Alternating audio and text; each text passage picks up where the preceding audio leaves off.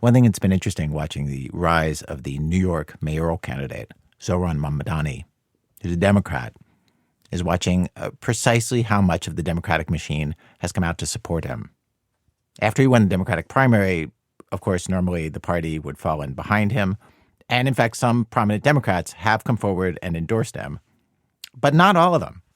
Not some of the most important New York Democrats. Senate Minority Leader Chuck Schumer, House Minority Leader Hakeem Jeffries, former New York Mayor Michael Bloomberg.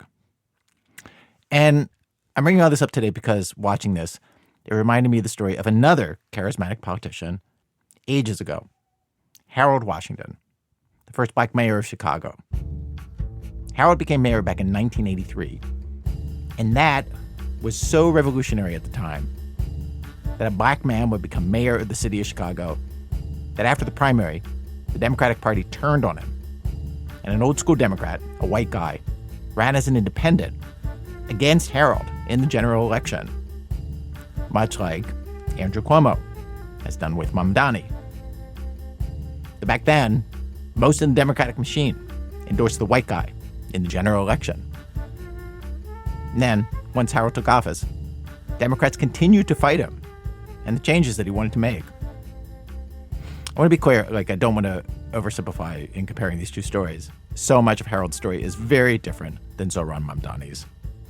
The opposition to Harold was over race. The opposition to Mamdani is more about his views on Israel and his socialism or progressivism or whatever you want to call it. The race and religion, the fact that he's Muslim, is definitely in there too. But Harold's story is a parable about a Democrat whose very existence made the party have to question what it was all about, which seems very much like Mamdani. So we're going to replay his story today. Back in 1997, 10 years after Harold died, we did a full episode about him. And can I say, if you don't know anything about Harold Washington, you're in for a treat. He is this charismatic, idealistic man, very funny, very smart, great talker, a Democrat framing issues with a skill that it is really hard to think of any Democrat in office right now who does it as well. But also a pragmatist, somebody who got elected, somebody who got things done. So I hope you like this. It's one of my favorite episodes we've ever done. Here we go. Here's that show from 1997. Before our story begins, let's remember how it used to be. Jackie lived on the south side in a black neighborhood. City didn't enforce the housing code properly, didn't investigate arsons. There would be fires going on in Woodlawn daily, several times a day. And it was just fire engines all the time. And so my daughter started to believe that when buildings got old and died, like people got old and died, that you knew a building was old and was dying because it would burn up.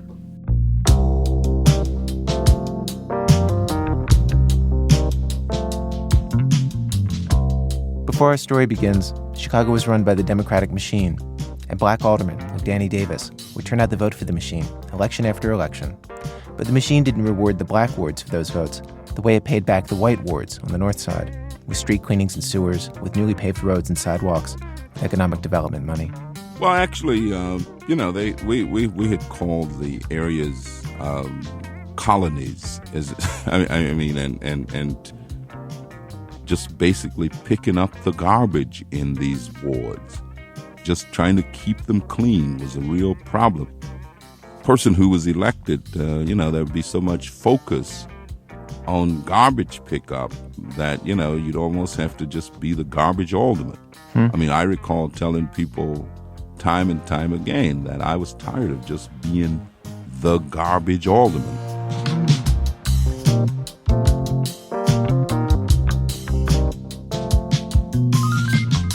Before our story begins, the Chicago political machine squeezed black kids into mobile trailers behind public schools, rather than let them attend white schools just blocks away.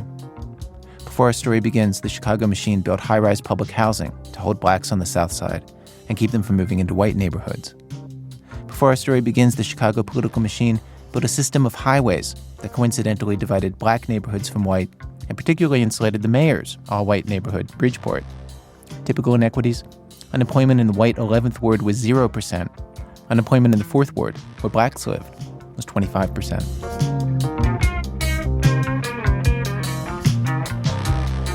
This is a story about one ethnic group doing what so many other ethnic groups have done in this country: put its own candidate in City Hall, won the mayor's office. But because this ethnic group happened to be black, what happened was unlike anything that happens when an Italian politician or an Irish politician or a Jewish politician takes City Hall. White voters deserted their own political party. White politicians tried to stage a public, slow-motion coup. And the mayor faced pressures that were different from those faced by any white mayor of any city in America. And nobody tried to pretend that the fight was not about race. Good evening. You're on with Harold Washington. Good evening, Mr. Washington. Could you clear up a point for me? I understand that once you move into City Hall, you're going to remove all the elevator boxes and replace them with vines. Is that true? What? Replace them with what? With vines. Vines, V-I-N-E-S?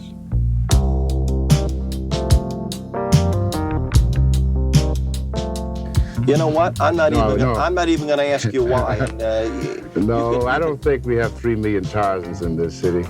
Good evening, sir. Randall is gone.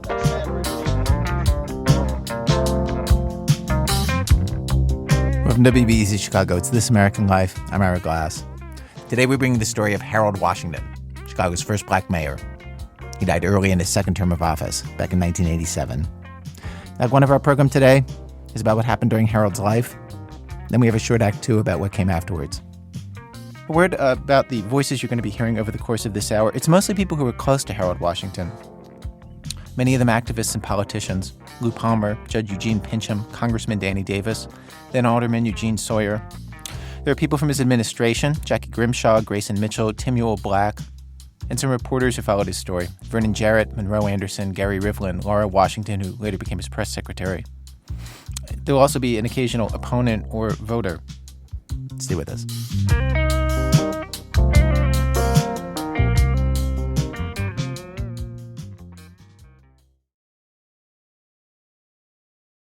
It's American Life. Act 1. Yesterday. For decades, Chicago politics had been run with an iron hand by the legendary political boss, Richard J. Daley. Our story begins just after his death in 1976, when the machine was sputtering a bit, with no strong leader, and the possibility, a small possibility, of change. To give you a sense of what it meant to be a loyal black alderman in the Chicago machine at that time, consider what happened in City Hall the day Richard Daley died. By tradition, the president pro tem of the city council should have at least occupied the mayor's office until such time as a process was determined for the election of a new mayor. And who was the That was president? Wilson Frost, Black a alderman. loyal black alderman from the 34th Ward, a Daley Democrat, a lawyer, impeccable reputation, impeccable credentials. The only misqualification he had was he's black. God ordained that he be born black. And the power structure sent police officers to the 5th floor, armed, to sit at the door to prevent Frost from even entering the mayor's office. That was a tremendous insult.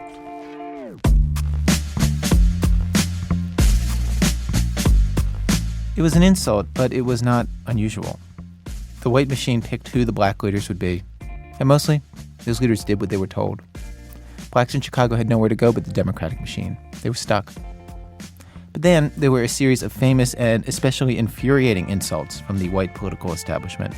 Biggest among them, black voters finally elected an anti-machine candidate named Jane Byrne, who, once in office, betrayed them, sucked up to the white machine, made appointments and decisions specifically to prove she was not in the pocket of black Chicago. Then, circumstances came together, some by planning, some by luck, that made it possible to elect a black mayor. The planning. Organizers registered over 100,000 minority voters, held rallies and meetings declaring it was time to elect a black mayor. The luck.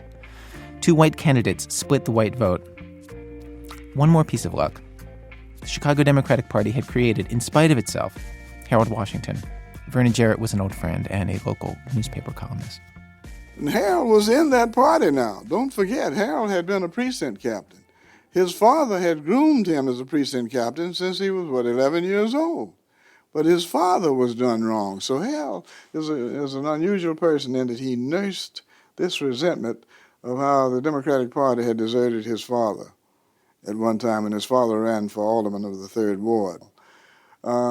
He's a confused guy, got a little sense of mission in him, and wanting to do the right thing, but yet he was balanced off by this pragmatism that you got to play ball to a degree with the organization, and he was correct. He wouldn't have made it without the Democratic machine.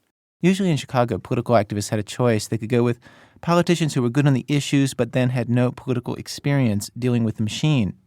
Or they could get hacks who knew the machine but were terrible on the issues. Washington was the rarest kind of politician. Delivered on the issues, knew the machine. Which was why, in fact, he did not want the job. Lou Palmer was at the center of the effort to draft a black mayor. Well, we talked to Harold. He was reluctant, very reluctant. At the time, he was in Congress and was enjoying being a congressman. Enjoying it partly because he was far from the machine. He set some requirements, how much money we'd have to raise. We'd have to get 50,000 new voters. He asked that thinking, well, you'll never get that. He used 50,000 knowing that nowhere in the world are they going to come up with 50,000 new registered. And it was hard in those days to come up with 50,000 registered voters. They registered 130,000 new voters.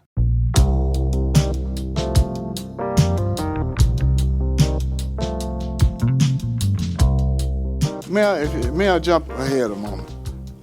You know what put Harold Washington over with the broad masses of black people was when they had the primary debates.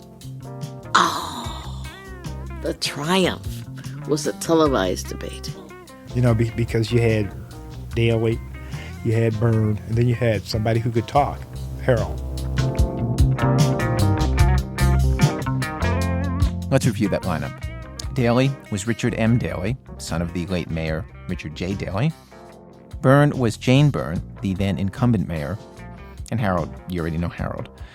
Those were the three Democratic contenders in the mayoral race. It is the fall of 1983. Here's a typical exchange between them. The three of them were asked at one point what they would do, if anything, about the police department's Office of Professional Standards, the place in the police department which handles complaints about police misconduct and brutality. Jane Byrne and Richard Daley sound basically like normal politicians. They offer dull truisms like, I believe that the members of the police board, chaired by Reverend Wilbur Daniels, really do take that job very seriously. Here's the most specific that Richard Daley, then state's attorney, got that day. I think like anything else, there must be improvement, and there is nothing wrong with improvement in the Office of Professional Standards. When Harold Washington comes on, what is most noticeable is that he sounds like a human being. The precise question is, what would I do to improve the Office of Professional Standards? When I answer it, I'll be the only one who answered the question. The Office of Professional Standards was arrived at after a long and torturous situation in this city in which members, not all, but members of the Chicago Police Department consistently refused to be adequate and professional in their handling of Hispanic black people. It's just that simple. What happened was he became plausible to the black community. Suddenly they heard somebody who was articulate, knew what he was talking about, and was forceful. In the first place, the appointees, all but 9, are political appointees. Many of the investigators are wedded to or related to police members of the Chicago Police Department. A lot of people, black people, had felt all along that we've been bossed by dunderheads. They are not that bright. They don't know that much. And Harold Washington standing there between Jane Byrne and Richard M. Daley, the son. So cool, so well read that black people just thrilled. It was like watching Michael Jordan with a basketball. Mr. Breezak, unfortunately, at the behest of this mayor, as a minion of this mayor, as a subaltern of this mayor, as a subordinate of this mayor, has destroyed his credibility. Harold used to use words that even some of these journalists, these white journalists, had to scratch their head and go to the dictionary. But black people loved that. And he jumped on Jane Byrne and took her by surprise, shocked her, and she was still reeling from the shock. And I shall never forget it that night. So this man got it made. He's in.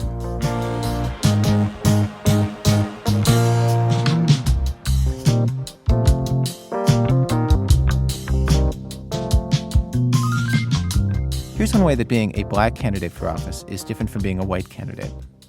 If you're black, you get thrown into the chasm of misunderstanding that divides white America from black America in a way that white politicians almost never are. Two Americas simply see certain things differently. For instance, what should Harold Washington say about the late mayor Richard J. Daley? Many white Chicagoans still held him in awe, while black and Latino Chicago, for good reasons, had a different take. Daley openly stood against integration of the city's neighborhoods. The night after Martin Luther King Jr.'s death, he ordered police to shoot to kill rioters. Well, here's what Harold decided to say. When he says that he would hope that I would have all the good qualities of past mayors, there are no good qualities of past mayors to be had. None. None. None. None. I did not mourn at the bar of the late mayor. I regret anyone dying. I have no regrets about him leaving. He was a racist from the core, head to toe and hip to hip. There's no danger, doubt about it. And he spewed and fawned and oppressed black people to the point that some of them thought that was the way they were supposed to live. Just like some slaves on the plantation thought that was the way they were supposed to live. It was just like everything else he did and said it was historic. And no one would challenge the late mayor on anything, much less call him that kind of name. And I think that was what made him so provocative. It's what made him so loved by the people who supported him and so hated by the people who wanted to deny him the office. He didn't mince any words. I give no hosannas to a racist, nor do I appreciate or respect his son. If his name were anything other than Daley, his campaign would be a joke. He has nothing to offer anybody but a bent-up tin can smile, no background, and he runs on the legacy of his name, an insult to common sense and decency. Everything I've ever got in the world, I worked for it. Nobody gave me anything.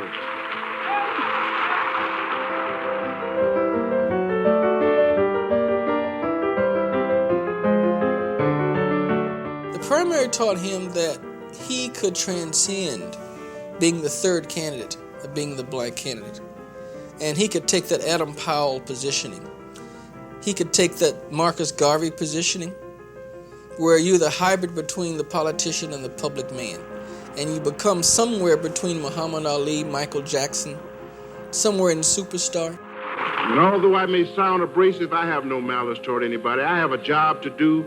I've got places to go and things to do. And I approach this job just like any masterful surgeon. When you have to cut out the cancer, I cut it out with no emotion. Get it out, get it out.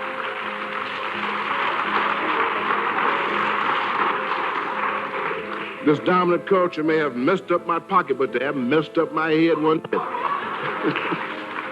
I believe in the powers of redemption, and I simply cannot believe in the God I worship that he would permit us to sit on this earth for 400 years, or rather in this country for 400 years, and suffer the indignities which we have suffered, piled time after time, high after high, and so heavy it has almost broken the backs of one of the most powerful people in this world. I can't believe there is no redemption. But that redemption is not going to come out in hatred. It's going to come out in positive attitude toward our fellow man. We've come into the 1980s with an understanding that we have not just a right but a responsibility to give the best that we have to a society. We want to give it. And we're going to give it if we have to beat them across the head, knock them down, and make them take it. We're going to give it to them.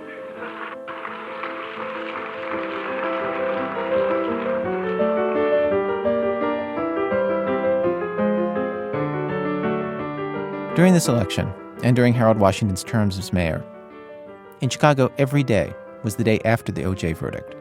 Every day was a day when black and white Chicago took a look at the same set of facts and drew two different conclusions.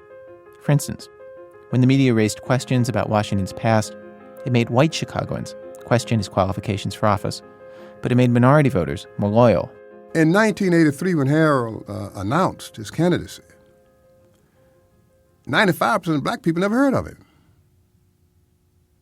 And what happened was the white power-structured media first criticized Harold for having been convicted of a tax violation. He failed to file his returns. We should be precise about this. It wasn't that he hadn't paid. It's that he hadn't filed the returns. He hadn't filed a return, that's right. He'd paid withholding. Right. It was nothing to it. So what difference does it make? But the point is, when this occurred, it gave him publicity that he otherwise would not have gotten. Many people in the black community resented the criticism being leveled against him.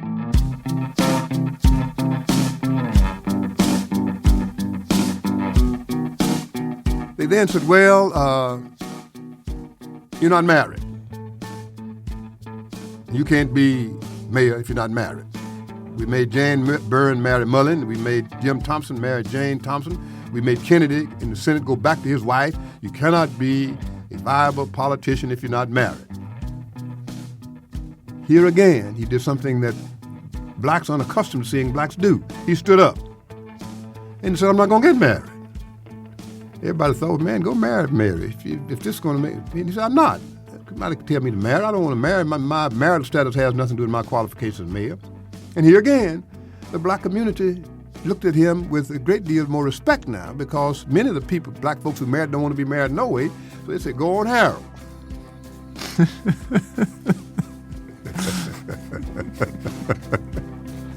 But he got some more publicity.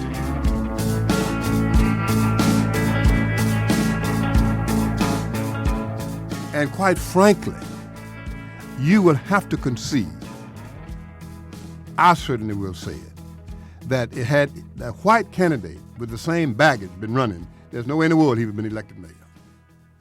How do you figure that? Well, that's true. Your white candidate who'd been in jail for failing to file a tax returns, who wasn't married, rumored to be homosexual. Everybody knew Harold wasn't a homosexual, but that was the rumor they tried to create. And a disbarred lawyer, no way in the world he'd be elected. What should we think of that? What I think of it? I think it's here again. Well, if South Africa can elect a man who's a felon, Nelson Mandela, another Mandela, 27 years. Yeah. You know what's interesting about it is that none of those criticisms also go to what the white fear was. I wonder, as far as you could tell, what was at the heart of the white fear? Because he's black.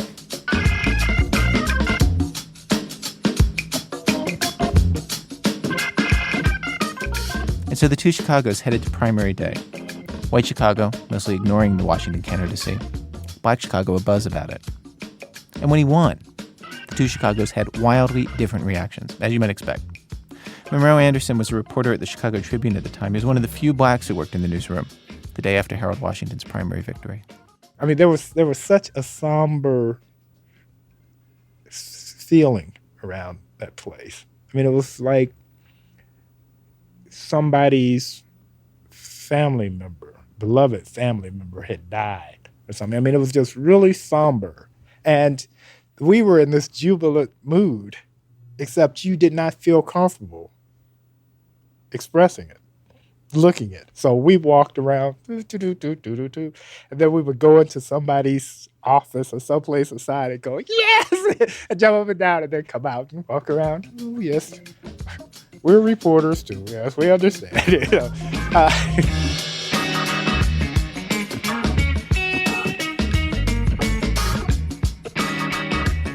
After primary day, things got ugly. Usually, winning the Democratic primary for mayor in Chicago means you've won the office. The Republican Party doesn't count in city elections. But in this case, as Chicago moved toward the general election in April 1983, 90% of white Chicago deserted the Democratic Party to vote for a Republican named Bernie Epton. One of his campaign slogans? Epton, before it's too late. Black Chicago saw the Democratic defections as racism, pure and simple. Meanwhile, white policemen circulated hate literature illustrated with chicken bones and watermelons. And in perhaps the most famous incident in the campaign, while stumping with Walter Mondale, Harold Washington stopped at St. Paschal's Church on the city's white northwest side. It was almost a riot. Monroe Anderson covered it for the Tribune. There's a racial slur in this next quote that we're leaving in, so you get the full picture here.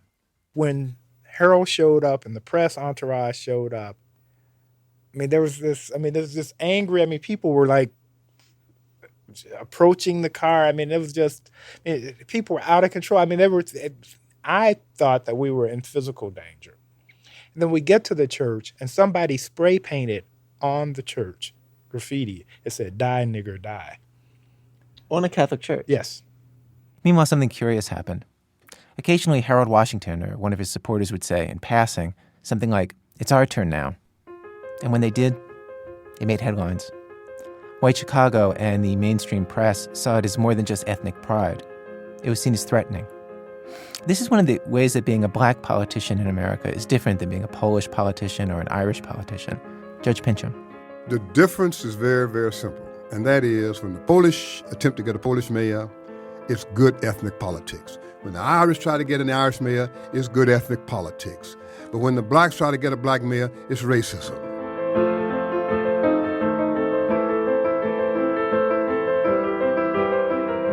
Glenn Leonard grew up in the white southwest side of Chicago, didn't vote for Harold Washington. I think a lot of people thought that he was going to bring in a lot of people that were going to be black and were going to change the city. Now we have our chance. Now let's go ahead and do it. Let's right all these so-called wrongs, whether they were right or wrong, it's another story. Let's right these wrongs. Let's move in. Let's take over. Let's have more of a say in the local government. And people just saw that as a threat. They thought, well, these people are going to come in, move into the corner house or whatever, and another white flight starts again. I think that was a big fear. Chicago will become another Detroit, people said, another Cleveland. Property values would fall, businesses leave. Many whites had already fled one set of neighborhoods during white flight. And Glenn says that white Chicago was used to having the late Mayor Daley protect their neighborhoods. For instance, by blocking federal schemes to bring in low-income public housing all over the city. But Harold Washington wouldn't do that. He was going to obviously no longer block these, and these low-income housing units would come into every neighborhood in the city or whatever, and that would start the ball rolling. What do they call it in the Far East when the communist, the domino effect, thank you.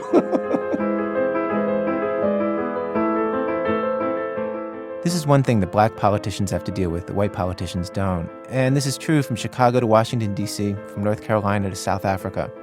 They have to deal with white fear. Harold Washington. We have 670,000 black registered voters in this city. When you get right down to it, the votes are here. They're here.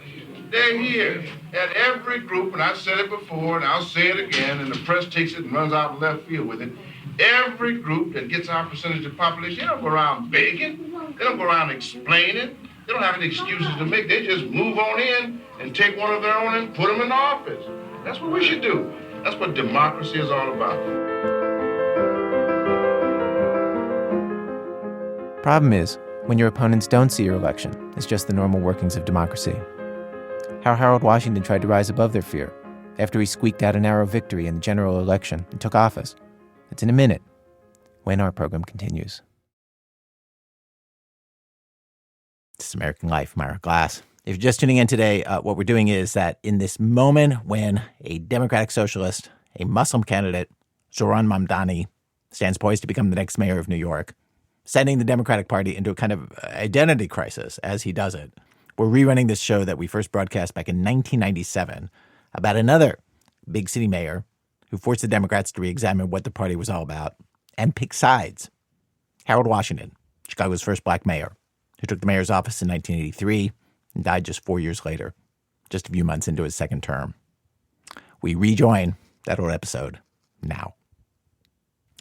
So in Chicago and most American big cities, the way it used to work, and I say used to with some reservations, you could argue that a version of this still exists lots of places, but the way it used to work was that when Irish Americans took the mayor's office, or Italian Americans, or Polish Americans, they channeled contracts and patronage jobs and other municipal goodies to their own communities. Lou Palmer was one of the people at the center of the movement to elect a black mayor in Chicago. He convened the early organizational meetings in his basement. It is hard to imagine that Harold Washington would have ever come to office without him. And he was disappointed by Harold. I don't know.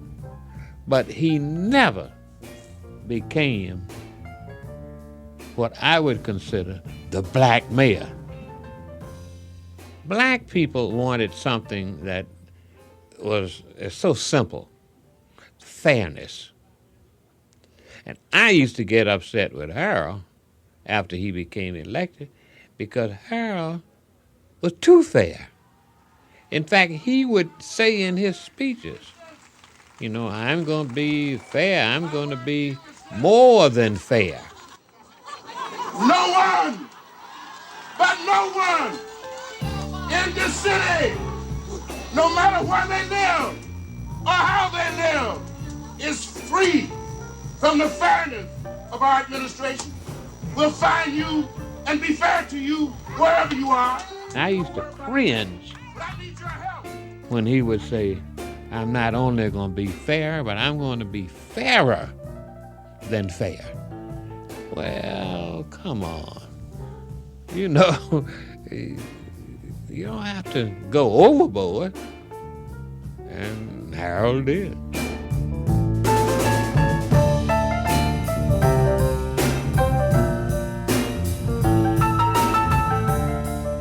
Those of us who are considered radicals, we simply believe that since the Dailies, Byrne and all the rest of the white mayors had always put white people first without any question, without any apology.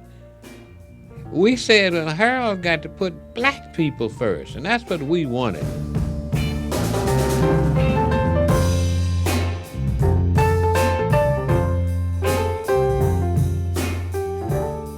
I'm not sure we wanted to be to white people what Daley was to black people. That is, you know, he was just ridiculous. But people wanted to see the opportunity to have our community thrive like other communities. It wasn't just black nationalists like Lou Palmer who felt this way. Old-time machine loyalists like Eugene Sawyer, who was the black alderman that the white Democratic machine wanted to succeed Harold Washington as mayor, said the same thing. And that was part of the thing that I think we probably were too fair. I think Harold was too fair. In what way? A lot of people think it was too fair. By giving a lot more and giving everybody the same thing. And people didn't expect it. A lot of black folks think that, you know, you should have given your own people a little bit more. Well, a major problem with being a black person in America, reporter Monroe Anderson, is you're in this trap. Because, I mean, and this is sort of our curse and our blessing because of this racial history, is that we have been complaining and pointing out all these inequities for a very long time. And therefore, all these things that you have pointed out that have been an injustice to you, now that you're in power, you can't do because it'll be injustice to whites. And therefore, the rules have to be this great, even, everything's fair and square.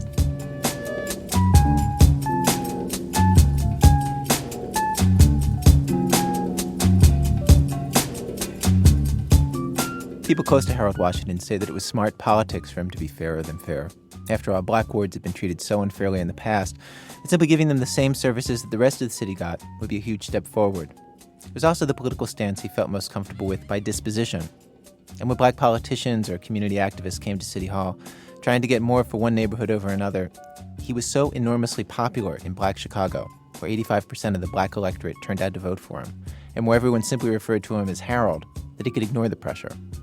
Jackie Grimshaw was a staff person. I think there is a difference between the black population and the black politicians. I think on the part of the black politicians, it was definitely, it's our turn. And I had to deal with some of these folks. I mean, they'd come in and they want 10 jobs and crap like that. Hey, there ain't 10 jobs. But I think on the part of the people, I mean, they were into fairness. I mean, I think the fairness thing played with them, you know. I mean, they were proud of Harold. They supported him, what he was doing. Privately, Harold Washington talked about the danger of doing away with the old patronage system, how it could make the first black mayor weaker than any of his white predecessors. But publicly, for all intents and purposes, patronage was over. It's gone. It's gone. And in the words of Cornell Davis, they said he wasn't dead.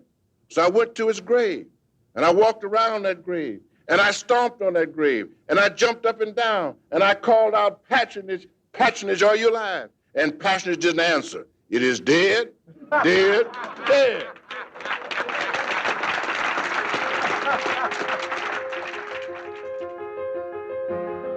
Washington attacked the machine struck back. From the first day of Washington's first city council meeting, 29 aldermen, all of them white, the old Democratic machine, teamed up to oppose him. For the first time in memory, a Chicago mayor did not control City Hall. For the first time in memory, clout, that's what we call it in Chicago, clout, sheer bullying force that was at the heart of Chicago politics, clout was no longer in the mayor's control. It was the machine's 29 votes to Harold's 21 votes. The 29 not only blocked his appointments, it never brought them up for consideration. It blocked most of his legislative initiatives and dedicated enormous energy to looking for ways to embarrass him and thwart him. It was mayhem. A battle so divisive and chaotic that it sustained the animosity and suspicion between black Chicago and white Chicago for years. It came to be known locally as Council Wars, after a local African-American comic named Aaron Freeman began staging moments in local politics as scenes from the Star Wars trilogy. Harold appeared as Luke Skytalker, leader of the rebellion, constantly spouting off long, difficult words. Harold's main political opponent, Ed Vrdoliak, the alderman who led the 29, also got a big part. What are you doing in my office, Lord Darth Vrdoliak?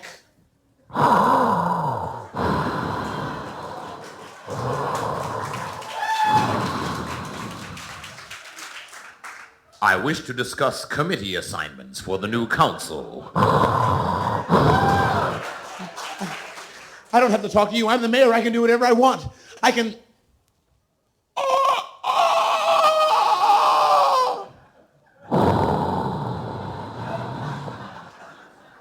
I find your lack of respect disturbing.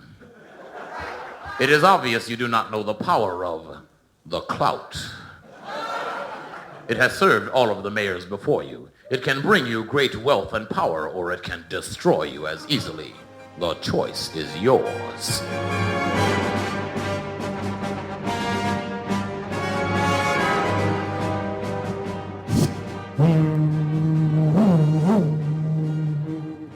You do not consternate me, Vrdoliak. Take this parliamentary maneuver. Well done, Mayor, but I counter with this negotiated majority. And I file a suit in court. But the decision is in my favor. You may have prevailed at this juncture, Vrdoliak, but I will assiduously pursue your disestablishment. Perhaps, Mayor, but to do so, you must use the dark side of the clout. You must make deals and compromises. Never! Yes, Mayor, to defeat me, you must become me. Look at my face, Sky Talker, for I am your mentor. No!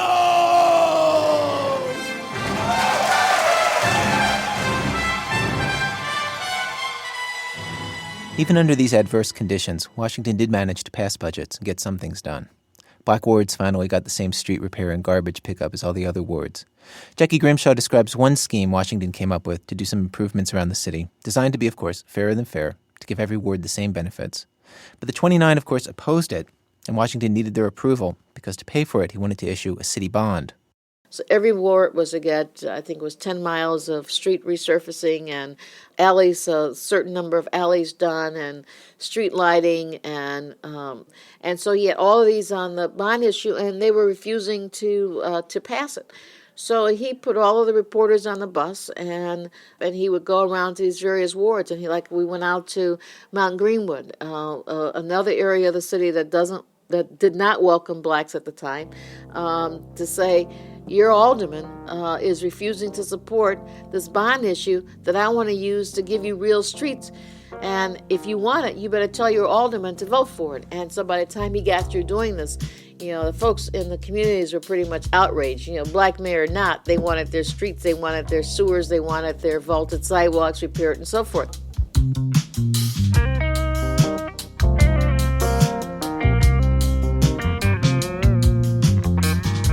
What happens to American politics when one of the politicians happens to be black? In this case, what happened was that everything in city politics was seen through the prism of race, even though often it had nothing to do with race. Often it had more to do with reform. Gary Rivlin is the author of a very even-handed history of Washington's years, Fire on the Prairie. You know, everyone wants to understand Harold Washington is the first black mayor, and it's true. He was the first black mayor, and that was a very significant thing. But he was also the mayor who beat the Chicago political machine. He was the first reformer in 30 years to take on the machine, and he did it more successfully than anyone else before him, purely on a reform point of view. And so he was a different kind of politician, but no one could ever see beyond his race. In fact, there was a political cartoon at the time I loved, and it was an editor asking a reporter covering the election, so anything changed, anything new? And the reporter answered, nope, he's still white and he's still black. And really, it was never, it really wasn't that much more sophisticated than that cartoon indicated. You pick up a local paper and these guys just wax so eloquent, they don't know what the hell they're talking about. They don't have the slightest idea about the phenomena, don't understand the history, don't understand the mindset, don't understand what pushed people. All they say is, gee, black folks must be angry. Gee, black folks vote for black folks. They must hate white folks. Ain't got nothing to do with nothing. Nothing. Crazy stuff. But that's what you read around in Chicago. That's what I have to put up with every day when I look in the reporter's eyes. All those silly business, you know. How many white folks did you convert today, Harold?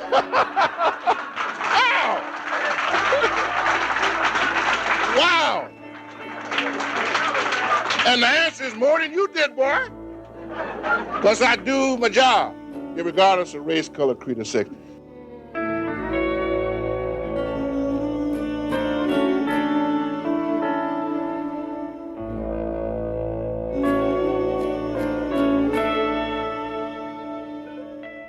Because everything he did, even things that were more about reform than about race, was seen through the lens of race. It gave Washington's opponents a tool that they could use against him, which they did. A typical example, some crime rates went up between 1985 and 86, even though overall crime was lower under Washington than under his white predecessor. But his opponents tried to make the case that this proved that the black mayor did not care about crime. Hate literature had said that he would do nothing about crime because most crime is caused by blacks. So they were using this statistical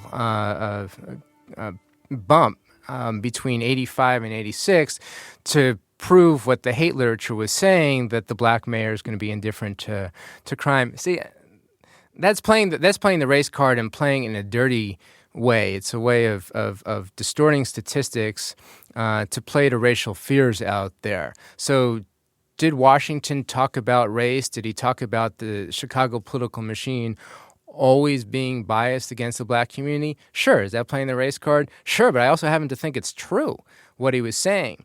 Whereas what I think the opposition was doing much more of was playing the race card and playing it in a dirty way, trying to tweak and abuse statistics any way they could to prove their point and play into the worst fears of the white community. I never saw Washington playing into the worst fears of the black community. In fact, his rhetoric was, I'm going to be fairer than fair.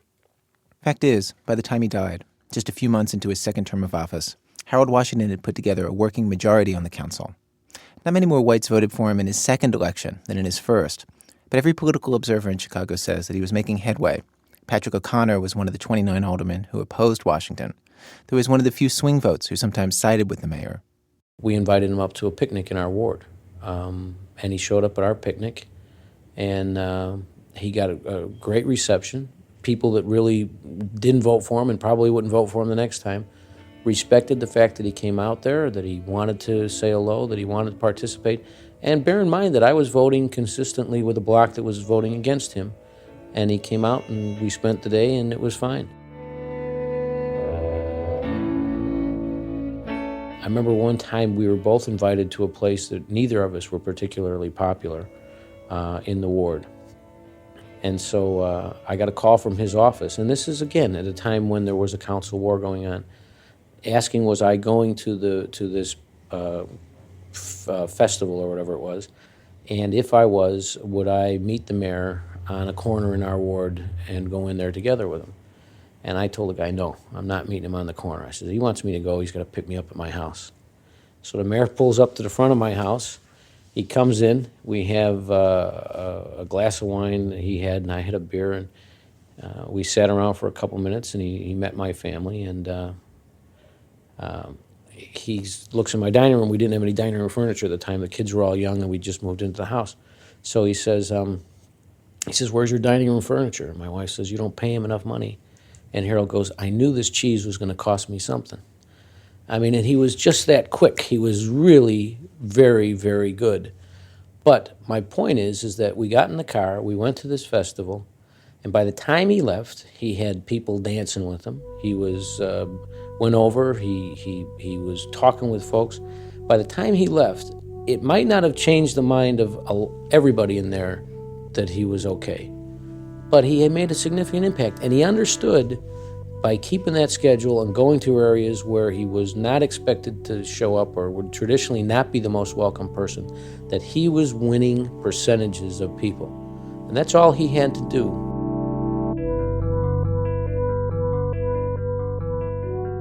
Vernon Jarrett says that if Washington had lived, he would have done a lot to ease the strains of modern Chicago apartheid.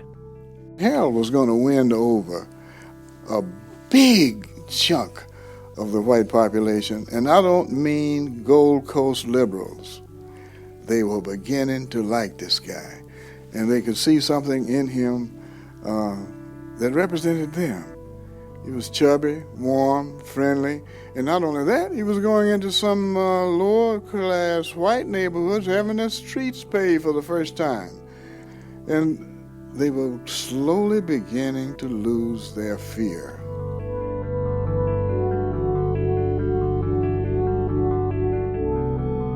Act 2, The Present and the Future. Today's rerun, first broadcast in 1997, 10 years after Harold Washington's death, continues. There are ways I think that the mayor has changed the city forever, but they're not things you can necessarily measure by doing head counts and using a lot of numbers. Laura Washington, Harold's former press secretary, now editor at a sort of muckraking publication called The Chicago Reporter. I think he opened up the city in ways that it will never be closed again. If you look at the numbers, you'll still see a lot of inequity. You'll still see neighborhoods that are poorer, probably poorer than they were 15, 20 years ago. You'll see neighborhoods that still probably don't get their fair share of city services, but you'll see, I think, a dramatic difference in the attitude that public officials and policymakers have to equity in the city. 10 years after Harold Washington's death, people who follow politics in Chicago say that if nothing else, current mayor, Richard M. Daley, son of Richard J., has to worry about making black voters angry. He's been careful to have black press secretaries and kept a number of appointees from the black administration before him. He's done nothing so far to infuriate black Chicago, the way his white predecessors regularly did. City services are distributed more fairly, even today, though there's been a bit of backsliding here and there. And Richard Daley's latest proposed bond issue follows the model of the Washington years. It gives all of Chicago's wards equal benefits, something that was unheard of in the years before Washington.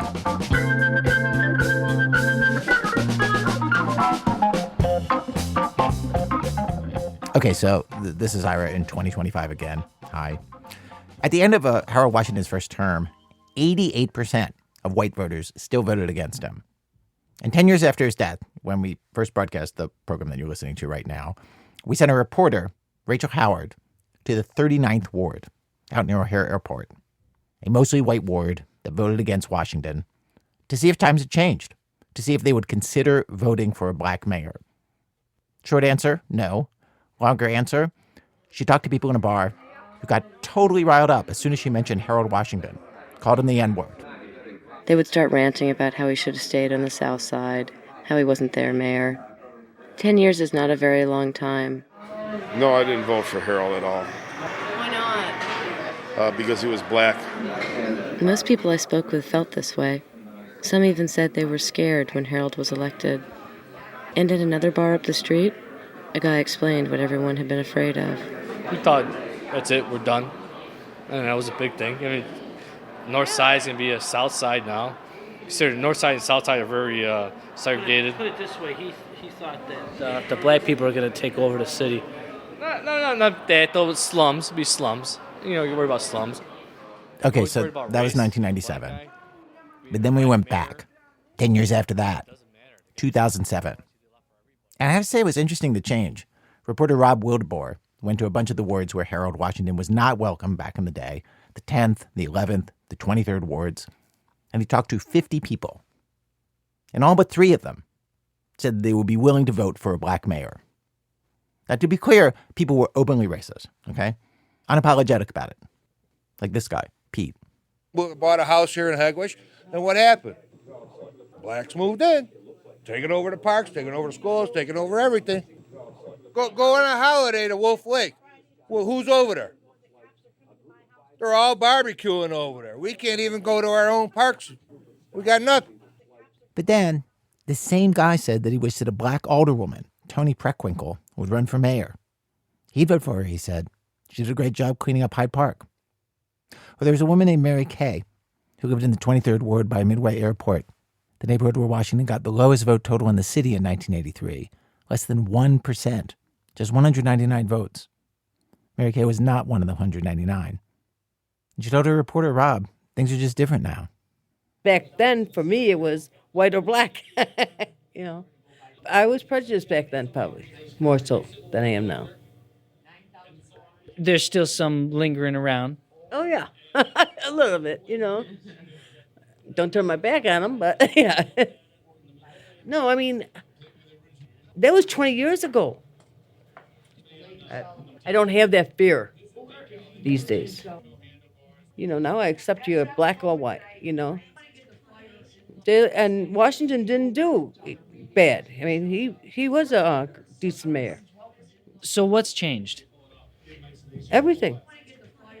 I mean, I've changed. They've changed. The black people are more educated. They're standing on something these days. They've come a long way in this world, and they deserve. They worked hard. I mean, you see it in the stores. They're doing just as good as that. They're well dressed. They're clean. They're not the ghetto, and they want what we got. What we've always had. Every group, and if the press is listening, I want them to hear this. They didn't hear it when I ran for office. I'll say it again. Every group, when it gets population ascendancy, as night follows day, decide, without malice to anybody, not anger at anybody, that it is their turn. Period. That's all. Ain't nothing wrong with that. Now, I made that statement 2 months ago, and they said it was racist. But they left out most of the statement, which the Irish do it, the Polish do it, the Jews do it, and every intelligent group on earth, which is every group, does it. And we do it. And we should do it. And we do it in a positive sense, not in a negative sense. You're not anti-Irish because you're pro-black. You're not anti-black because you're pro-Jewish. I mean, that doesn't follow. You just happen to be pro.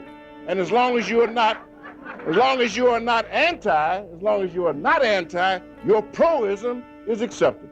So it's just that simple. Now I hope the press gets it right just once.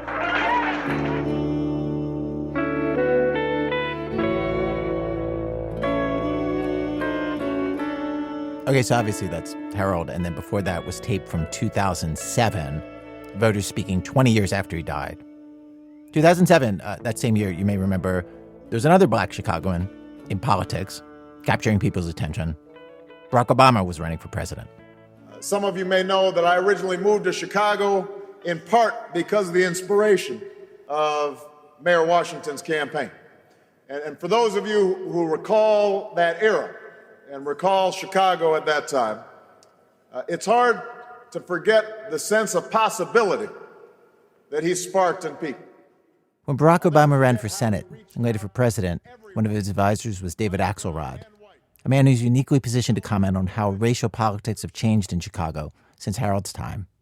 Because he was also a political advisor to Harold Washington, back during Harold's second run for mayor. Back in 2007, I reached Axelrod on his cell phone to talk about that. It was during the Obama campaign. He was on a campaign bus in Iowa. He told me back then that things had significantly changed in Chicago's white wards in the years since Harold's death.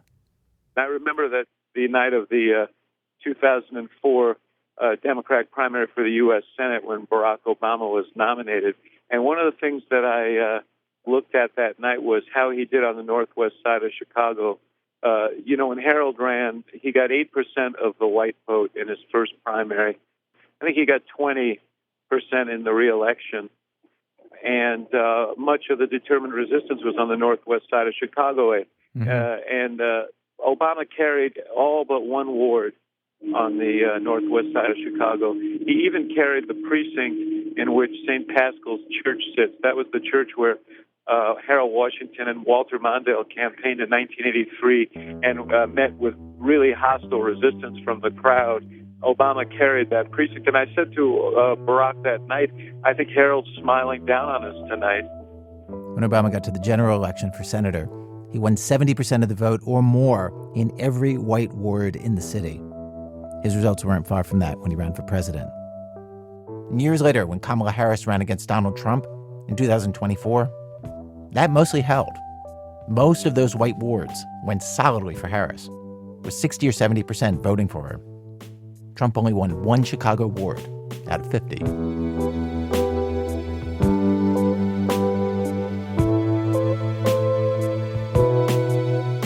When I asked the people who urged Howard Washington to run in the first place, that's Lou Palmer and Timuel Black, what the lessons of the Washington years are, they both said the same thing. They talked about how it was a mistake to think you could make the world change if you pin your hopes on just one man. After Harold died, the movement died too. And I tell you, a lot of people don't like to criticize Harold Washington. I blame Harold for this. What should have been happening, we should have anticipated either his demise or removal from office and been organizing for that possibility. Harold was put on a pedestal, and I think that was a major mistake. We lifted him to almost God status. Barack Obama noticed the same problem. In fact, there's a passage in Dreams from My Father about this, when he writes about what Chicago was like immediately after Harold's death. The day before Thanksgiving, Harold Washington died. This is Obama reading on the audiobook. It occurred without warning. Sudden, simple, final, almost ridiculous in its ordinariness. The heart of an overweight man giving way. It rained that weekend, cold and steady. Indoors and outside, people cried. By the time of the funeral, Washington loyalists had worked through the initial shock.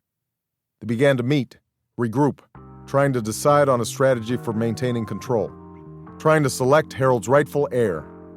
But it was too late for that.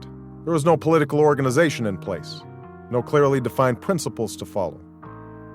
The entire of black politics had centered on one man, who radiated like the sun. Now that he was gone, no one could agree on what that presence had meant. I guess it's worth pointing out that this is what so many Democrats said when Barack Obama left office and Donald Trump came to power, that Obama and his team didn't leave the Democratic Party in proper shape to face the battles ahead. In 2017, after Donald Trump was elected for the first time, I checked again with David Axelrod. He told me that Harold might have been surprised that a black man was elected president just 2 decades after Harold won his second term. But he said Harold would not have been surprised at the backlash once that black man got to the Oval Office.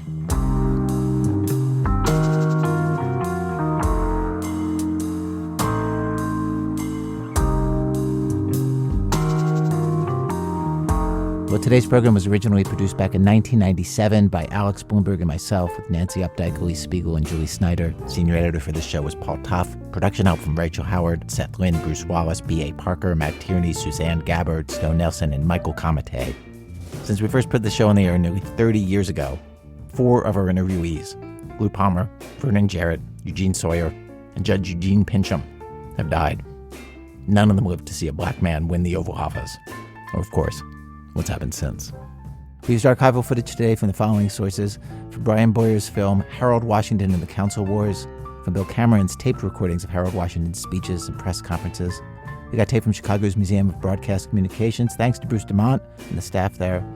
Also from Harold Gladstone and Jim Weiselis' film The Race for Mayor, from Bill Stamets' film Chicago Politics, A Theater of Power, and from WBBM's archival news footage.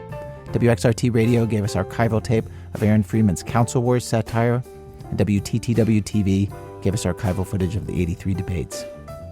In addition to all that, we'd like to thank Eva Baiza, who at the time was director of the Chernin Center for the Arts at the Duncan YMCA, and thanks to Gary Rivlin, who gave us advice throughout this production.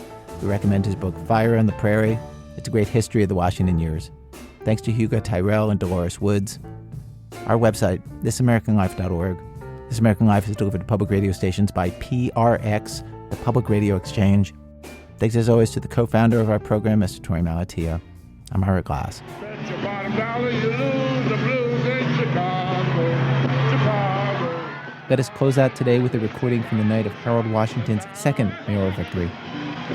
On State Street, that Gray Street, I just want to say, they do say, they don't do on Broadway. They had the time of their life. I saw a man, he danced with his wife in Chicago, my hometown. Next week on the podcast of This American Life, Evan creates an AI version of himself and sends it into the world to see what happens. Jesus, I'm talking to AI right now. What makes you think that? I don't know, just the way you're talking, it seems a little stilted. I get it. Sometimes we all wear different masks. Can people tell the difference between you and AI? Not always. That's next week on the podcast on your local public radio station.